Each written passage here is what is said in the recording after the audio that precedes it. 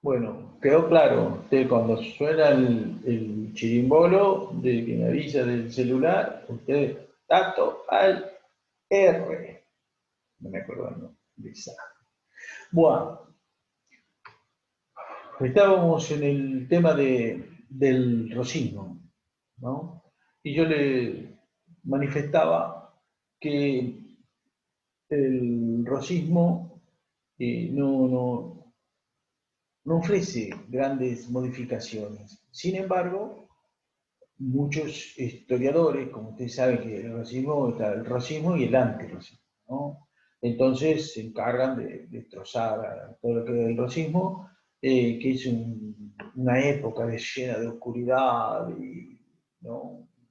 Bueno, y la van en coche y la sacan de contexto por un lado, pero por otro lado no, no, como es, no están diciendo tal cual es lo correcto, ¿no? Que, digámoslo rápidamente, o sea, hoy le manifesté en 1829, como es, me estoy perdiendo porque estoy escuchando, espere una cosa.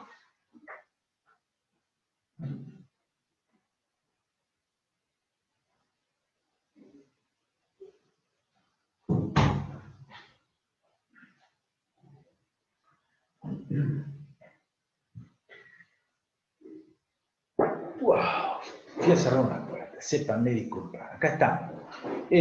Con una cena donde está, sé que esto debe tener pausa, qué sé yo, pero bien, si llego a meter algún dedo en algún lado, después no arrancamos más, es un desastre. Les decía, el rosismo tiene el primer periodo 1829-1932. En 1932 al interregno ahí a 1935. Diciembre de 35 vuelve a asumir Rosa eh, y va hasta Caseros, ¿no? 3 de febrero de 1852, que recién creo que dije 1900, no, siempre es 1800, ¿sí? 1829, 1832, después 1835, 1852. En el interregno ese que hay del 32 al 35 es cuando está la primera campaña, llamada Campaña del Desierto, que va a Rosa, y también hay polémica, que algunos dicen que no mató ningún indio y otros que sí que mató. Convencamos rápidamente que Juan Manuel de Rosas concitaba la aprobación del gauchaje de los afro-argentinos y afro-rioplatenses y de los aborígenes. Tiene ahijado, ¿no? Eh, capitanejos, ¿no? Caciques, aborígenes, que en más que tenían sus tolderías, venían y tenían las tolderías en sus estancias, en la estancia del Cerrillo y demás. O sea, el hombre sabía manejar todos esos sectores populares, por así decirlo, ¿no? Uno dice que hizo asistencialismo, ¿no? Porque, por ejemplo, cuando sale a la conquista, a la campaña del desierto, eh, que va con Facundo también, con Facundo Quiroga, que para sacarlo de acá, porque era retimbero Facundo, lo lleva para hacer la campaña, eh, va, ¿no es cierto?, lleva, por ejemplo, yerba, la caballada está compuesta por yeguas, porque no comían carne de caballo, pero las yeguas se comían. Los indios, ¿no? Llevan alcohol, tabaco, ¿y qué más? Y acá, bueno, que no sea motivo de polémica, esto es un dato solamente histórico. Lleva una cincuentena de prostitutas, ¿sí? Mujeres públicas. Cuando lo ve llegar la Indiana Rosa, pega unos saltos, yupi yupi, ahí viene don Juan Manuel, ¿no? Una festichola, ¿no? De forma que, o sea, el tipo, por ejemplo, había campañas de vacuna antivariólica, y el tipo se hacía poner la vacuna antivirólica y para servir de ejemplo. O sea, cuando salía al campo, hay anécdotas vistas Rosa por sus contemporáneos, por ejemplo, de Alberti, que comenta que un día él tenía prohibido salir en sus propiedades con armas, ¿sí? Había que andar con arrebenque, con boleadora, pero nada más, ¿no? Nada de daga, facón, trabuco, nada. ¿Y qué ocurre? Que un día sale él al campo y se va con el facón. Y se olvida, entonces cuando vuelve, le dice al capataz, dice, me llevé el facón. Agarra el látigo y 20 latigazos de él. Imagínate, el capataz. Pero bueno, eso tenía, era un tarado mental, era un loco tarado, ¿no? Y jugaba los juegos que hacían los gauchos, venir a todo galope en sus caballos y levantarte del suelo con los dientes, un pañuelo. O sea, el tipo tenía esas destrezas y entonces por eso la gente, el populacho, el pueblo lo que... ¿eh? También los Anchorena, porque les ayudó a hacer toda la fortuna que hicieron, ¿no? La hizo. Ese tipo sí que hizo la fortuna laburando.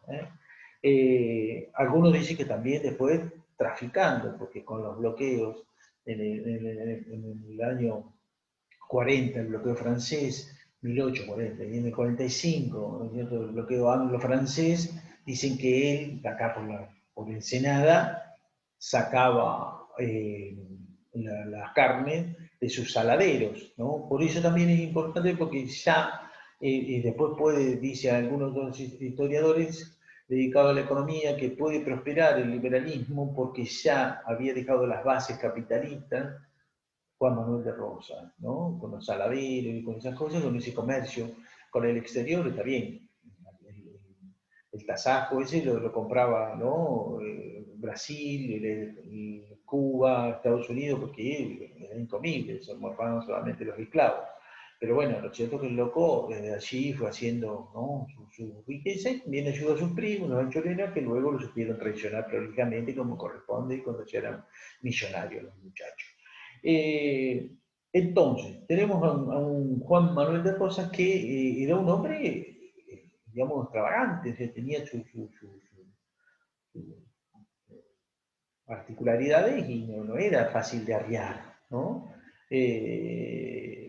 Pero el hombre sabía, por ejemplo, la importancia del periodismo, ¿no? Hay correspondencia, por ejemplo, cuando él se va a la campaña al desierto, o sea, comunicado en todo momento con su esposa, Encarnación Escurra, hermana de María de Josefa Escurra, que fue amante de Manuel Belgrano y que tuvo un hijo, ¿no? Rosas y Belgrano, Pedro Rosas y Belgrano es el hijo de Manuel Belgrano, ¿no?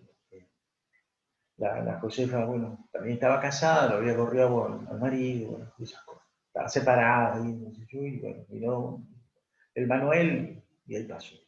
Pero el tema es que la comunicación epistolar que tenía Juan Manuel de Rosas con su mujer, que era su agente de prensa en la ciudad, porque se manejaba perfectamente bien los pasquines, los rumores, ¿no? Bueno, y Rosas le mandaba, vea, sí, que tal cosa salga en el Látigo Federal, porque es el Lucero, que era el Lucero, que era el periódico de De Angeli, dice que es importante que salga en ese periódico porque tiene más llegada, ¿no? O sea, sabía manejar perfectamente la opinión pública, ¿no? Y también sus periódicos, al igual que los de primero de Vieites, luego de la Gaceta de Moreno, y siempre se leía, ahora ya un poco más extendido, porque no solamente en las iglesias, sino también en los jueces de paz, se quejaban los liberales, porque lo hacían leer con los jueces de paz, leían,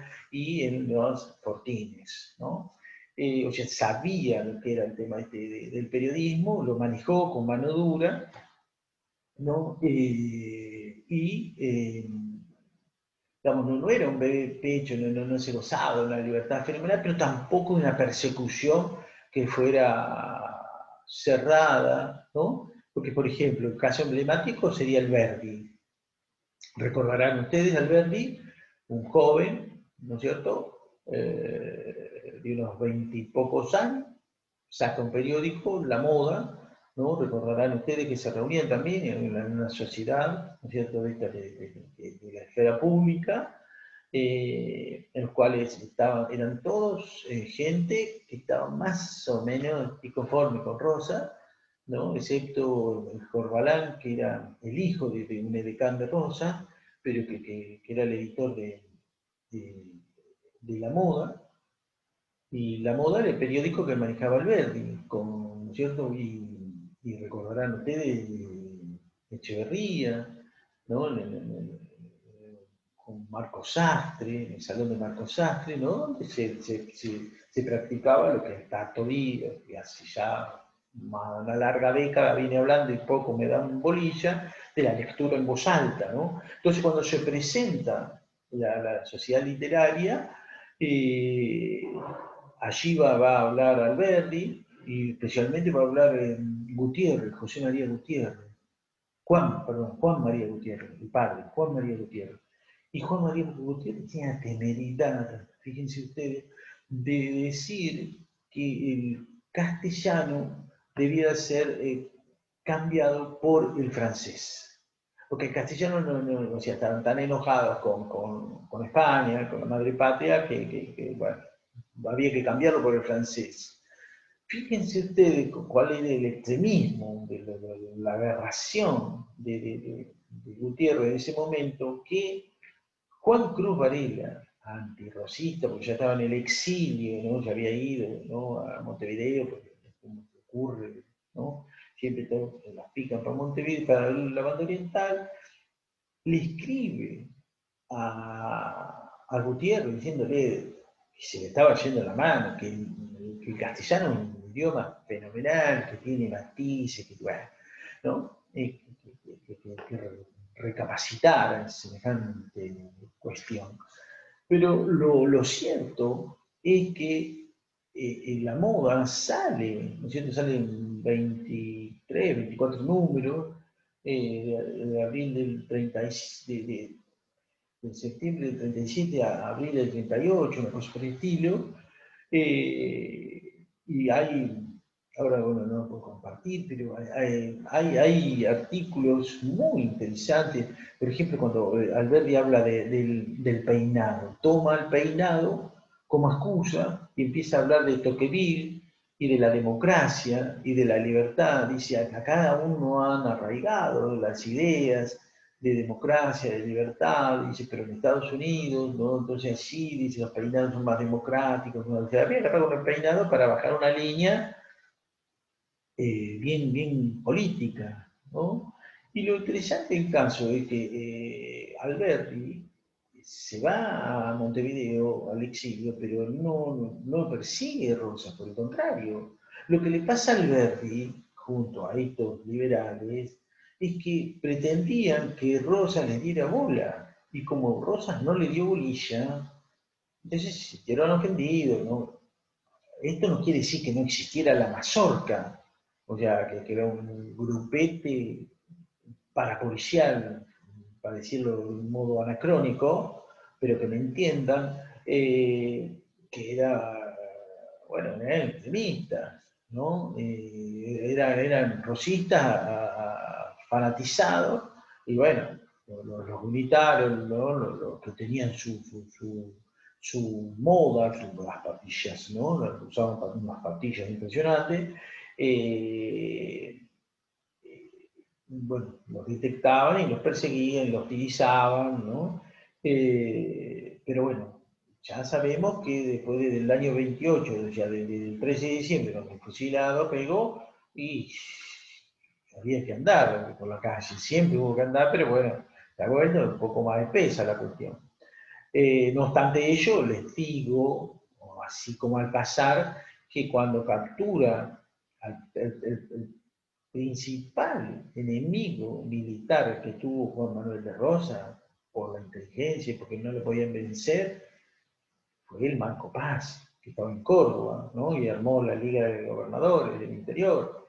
Y entonces, cuando cae prisionero el Manco Paz, a manos de Estanislao López y lo envían a Buenos Aires, el Manco Paz no solamente, esto va para las chicas, ¿no? Que sería hoy un pedófilo, porque un tipo de como de 40 años más se casó con su sobrina de unos 15 añitos, que lo iba a visitar ¿a dónde? A la cárcel. Estaba detenido, pero ¿qué era la cárcel del Manco Paz? La ciudad de Buenos Aires, andaba para donde quería, ¿sí? Por eso se escapó y se pudo ir a Montevideo y allí organiza, ¿no es cierto?, junto a la Valle nuevamente, con Pagado y con el ejército francés por detrás, en los años 40 intenta invadir el territorio argentino. ¿Sí? Porque los liberales estos nunca trepidaron en entregar lo que fuera, le importaba nada, ¿no? De patria ni hablemos. Cuando más chiquita mejor, y si es Buenos Aires nada más, más mejor. Y pensamos la pandemia. Bueno, entonces, lo que ocurre en el momento de Rosa Rosa, a mí me gusta para definirlo, para que se entienda. O sea, hay un Rosa que mirando hacia el Atlántico es una cosa. O sea, defiende la soberanía nacional y demás. Inapelable. San Martín le lega su sable. San Martín, ¿sí? Padre de la patria. ¿Por qué? Por la vuelta de obligado, porque había lo que hizo.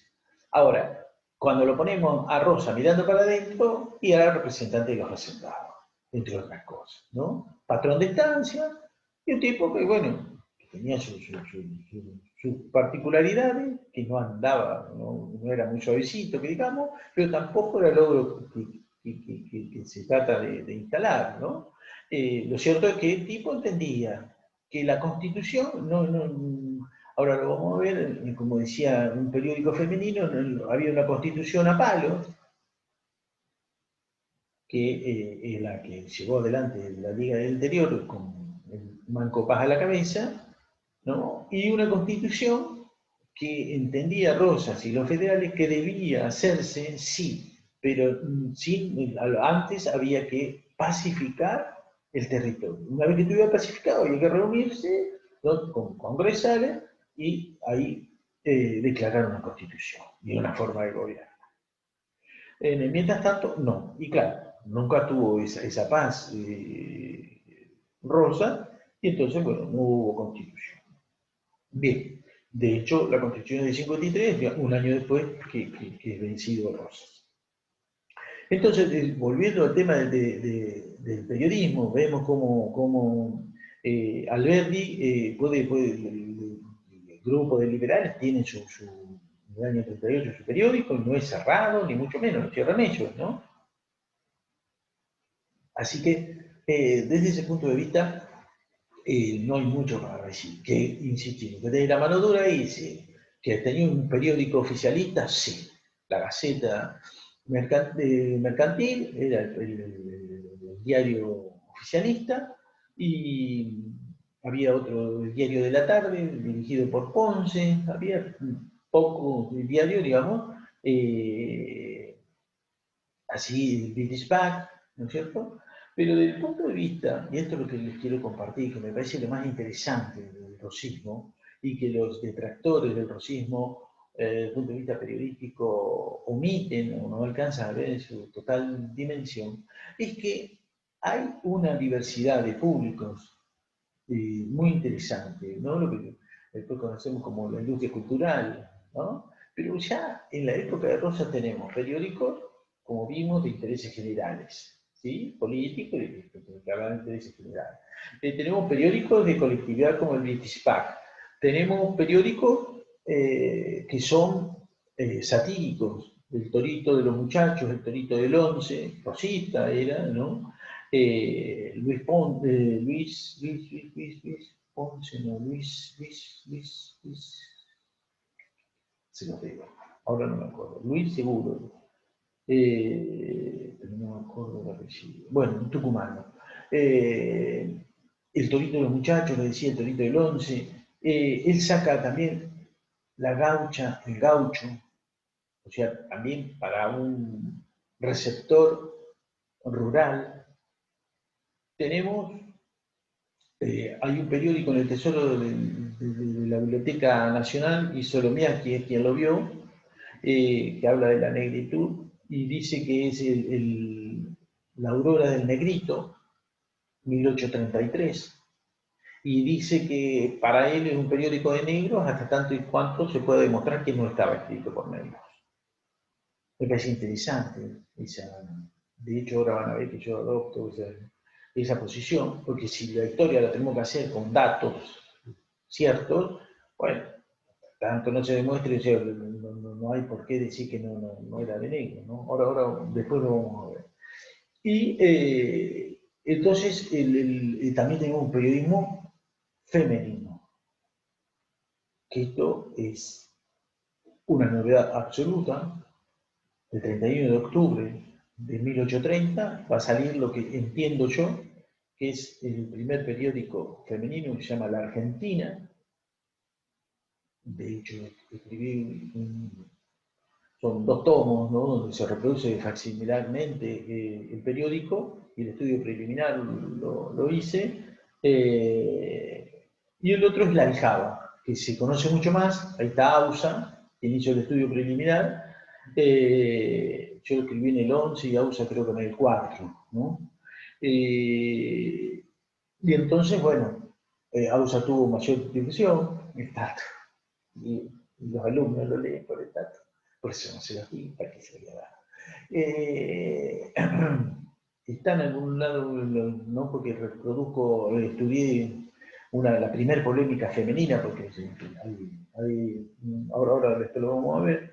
Pero bueno, antes de meterme en el periodismo femenino, les quiero decir algunas cosas de Rosa como periodista. Como les dije anteriormente, Rosa atendía, se preocupaba y se ocupaba del periodismo.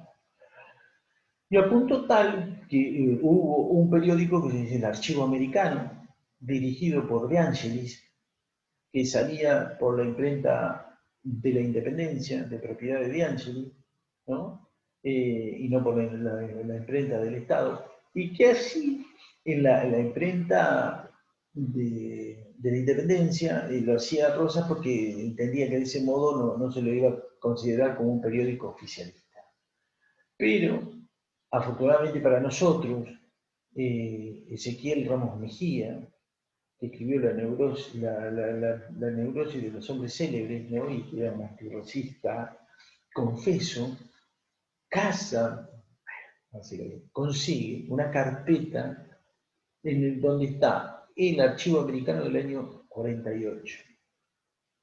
Y el archivo americano del año 48, el archivo americano era un periódico que salió del año 45, una cosa así, hasta que derrotado Rosa.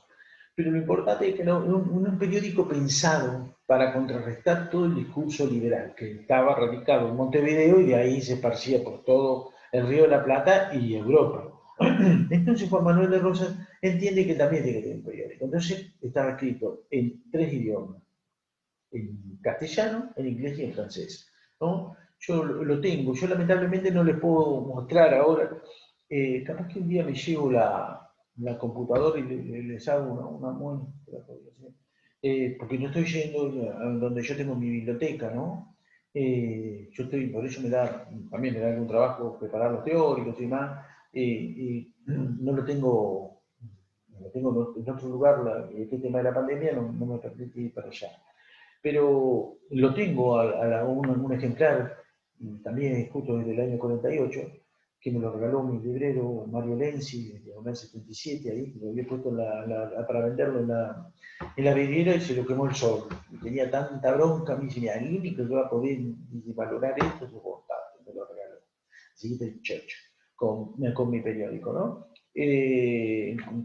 Un librito, está encuadernado, ¿no? Entonces, bueno, venían un montón de artículos, como les decía, que en esta carpeta que consigue Ramos Mejía, se ve cómo el que lo dirige es De Angelis, pero a instancias de Rosa. Rosa le manda, están las tarjetitas, se manejaba con tarjetas, decía, estimado De Angeli, por favor escriba un editorial en castellano, en inglés, tú le decían que lo tenías que escribir, hable bien de este, péguele al otro, que hable, bien, hable mal de los salvajes y locos unitarios, y péguele al otro, y péguele a este, y hable de allá, ¿no?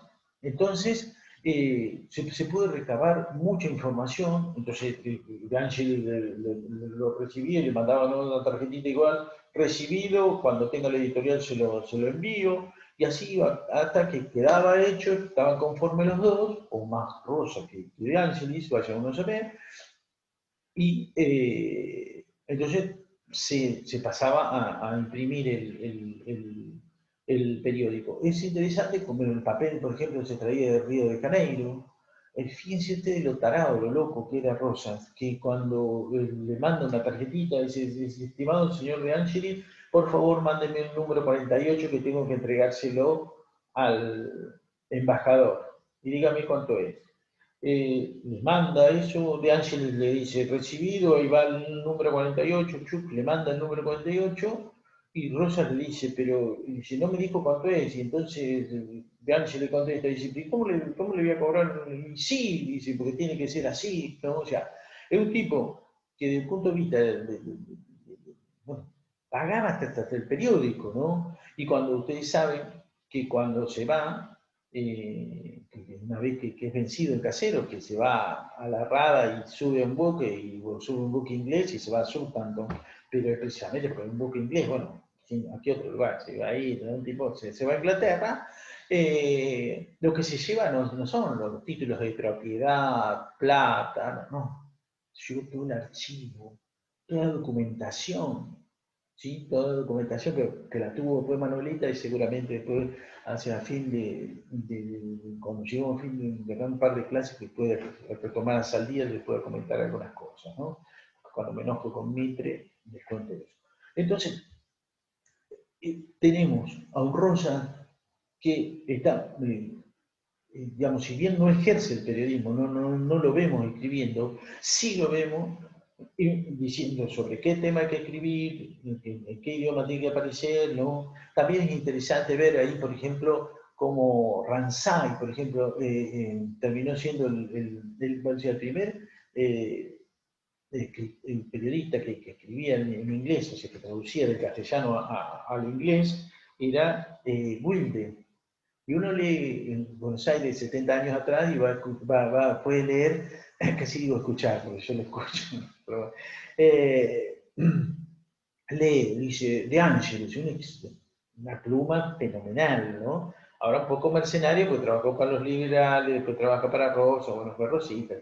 Entonces, el tipo dice, De Angelis es una pluma fenomenal, una persona re inteligente, afable, educada, muy feo de cara, ¿no? Entonces, bueno, una observación ahí un tanto, y le pega un poquitito. Y vemos acá, en esta carpeta que nos llegó Ramos Mejía, que lo que ocurre es que De Ángeles dice que Wilde era muy malo en la traducción. Dice, es muy lerdo, tarda mucho, ¿no? Así que le vamos a pedir al director, dice a Ramsay, que en ese momento ya era director de British Pack, para que se encargara de la traducción al castellano, ¿no? Al inglés, perdón. Y lo interesante es que la traducción al inglés se pagaba 100 y la traducción al francés 600.